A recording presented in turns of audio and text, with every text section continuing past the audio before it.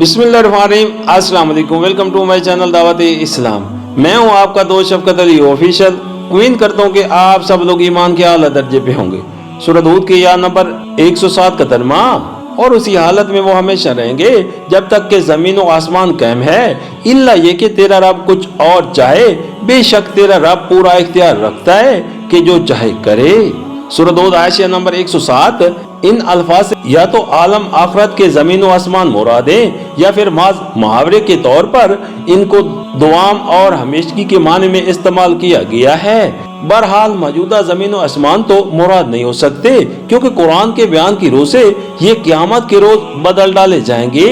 और यहाँ जिन वाक़यात का जिक्र हो रहा है वो तो क़यामत के बाद पेश आने वाले हैं। सूरह हूद आयत नंबर 108, यानी कोई और ताकत तो ऐसी है ही नहीं जो इन लोगों को उस दायमी अजाब से बचा सकेगी, अलबत्ता अगर अल्लाह ताला खुद ही किसी के अंजाम को बदलना चाहे या किसी को हमेशगी का अजाब देने की बजाय एक मुद्दत तक अजाब देकर माफ कर देने का फैसला फरमाए, तो उसे ऐसा करने का पूरा इख्तियार है, क्योंकि अपने कानून का वो खुद ही वाज़िया है। कोई बालातर कानून ऐसा नहीं है जो उसके इख्तियारात को मदूद करता हो।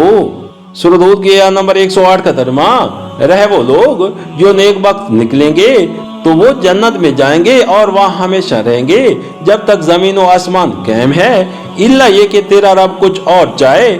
ऐसी बख्शिश उनको मिलेगी जिसका सिलसिला कभी मुनक़ता न होगा। सूरह हूद आयत नंबर 109, यानी उनका जन्नत में ठहरना भी किसी ऐसे बालातर कानून पर मबनी नहीं है जिसने अल्लाह ताला को ऐसा करने पर मजबूर कर रखा हो, बल्कि ये सरासर अल्लाह ताला की इनायत होगी कि वो उनको वहाँ रखेगा। अगर वो उनकी किस्मत भी बदलना चाहे तो उसे बदलने का भी पूरा इख्तियार हासिल है।